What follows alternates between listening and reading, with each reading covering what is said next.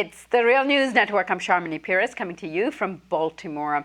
With the Brexit vote clinched by those who voted to leave the EU, the possibility of a Grexit has re-emerged in the minds of some. Greece has far more reason to leave the EU than the UK. In a recent survey done by Pew Research, EU's favorability has dropped by double digits in the continent. In Greece, more than any other EU country, 71% of those who took part in the survey said that they had unfavorable views of the EU, far higher than the UK. Further, more than 90% disapproved the way in which the EU has handled economic issues and the migrant crisis, where the Greeks bear the brunt of that burden. Joining me now to discuss this is Dimitri Lascaris. Dimitri is a securities class action lawyer. He has recently been appointed justice critic in the Green Party of Canada's shadow cabinet. Thanks for joining me, Dimitri. Always a pleasure, Sharmini. So, Dimitri, what are the implications of the Brexit on Greece? Well, I think to understand sort of how the Greek people are reacting and how this is likely to affect the way things unfold in the future, a little bit of economic context would be useful. And for that, I think we can thank Matthew Klein of the Financial Times, who just authored an article in which he examines household consumption in Greece and the savings rate in Greece over the last 10 years. And these are really quite startling figures. Klein cites statistics showing that in Greece, real household consumption has dropped by an astonishing 27%, more than a quarter, since the peak, which occurred in around 2008, just before, a couple of years before the austerity program began in earnest. A 27% drop is really, we're talking about a radical alteration in living standards. And just to give you some perspective, in the Great Recession of 2008, 2009, which is widely regarded as having been the worst recession since the Great Depression of the 1930s, real household consumption dropped only, with the only in quotation marks, 6% in Greece. So since then, we've seen something that's more than 4 times larger. It recovered back to almost to its peak in 2009, household consumption, and then it just dropped like a rock. So with so radical a reduction in household consumption, it must be the case that Greek households are spending far less than they were before the Greek economy was destroyed by austerity. Now, Klein does something interesting after looking at the household consumption. He then looks at the savings rate in Greece, and he cites statistics showing that the savings rate in Greece was an average of about 6% in the 3 years preceding the crisis, which started around 2010, but that it is now negative 6%.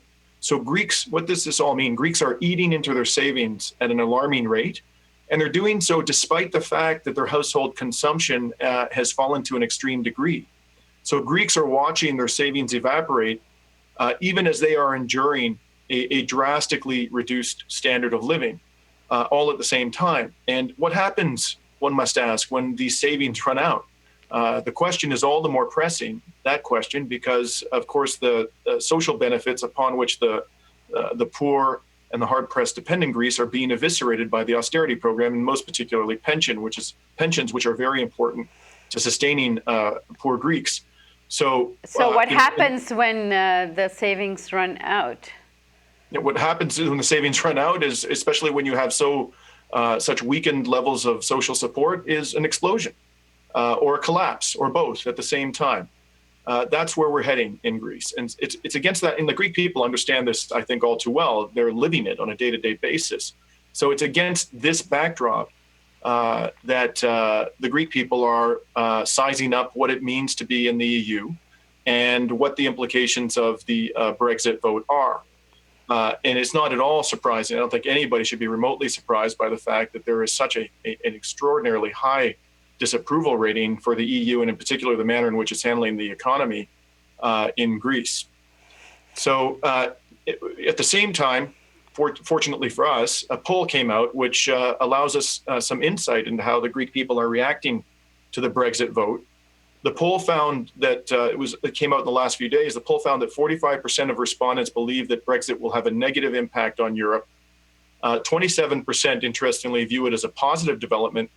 and 16% appear to be neutral. So although those who view Brexit as a negative for the EU, not necessarily Greece, but for the EU, they outnumber those who view as a positive. In fact, less than a majority of Greeks view the Brexit vote as being a negative.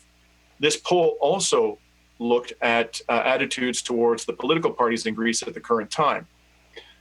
This was perhaps even more telling. And what it showed was that the New Democracy Center-Right Party now enjoys a 6.5 point lead over the governing Syriza party, or at least it's the main partner in the coalition government. The New Democracy Party is at 30%. Syriza is at 6.5%.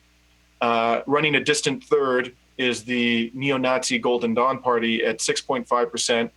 Just behind them at 5.5% is the communists. And then neck and neck with each other at 2.5% are the coalition partner, the populist right-wing coalition partner of Syriza, ANEL, and the party that was co-founded by Kostas Lapavitsas, Popular Unity, and other rebels from the Syriza party last year after the referendum was disregarded by the government. They also are at 2.5%. So what you're watching essentially in Greece is a drama that's played out throughout the EU.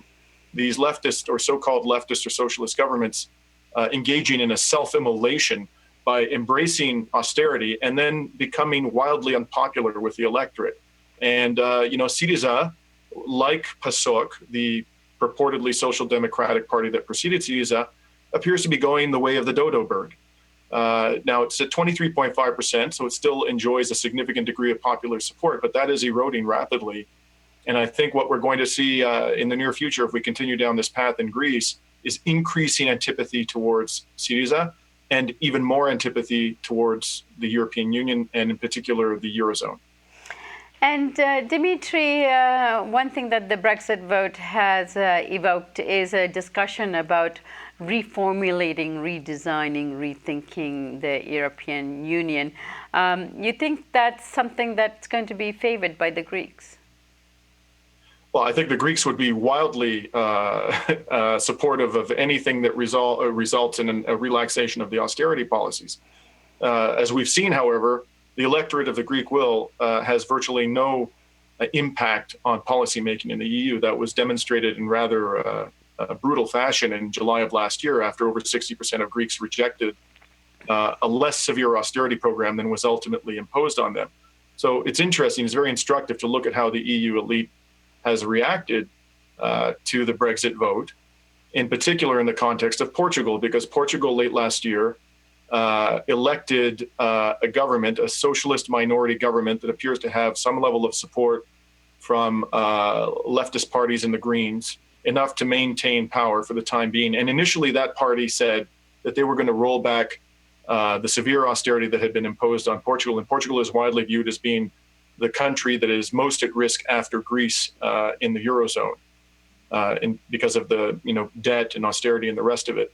So what happened within the last 48 hours, well after the EU elite and the IMF had time to digest the results in Britain, the IMF issued a statement urging the Portuguese government to redouble its commitment to austerity.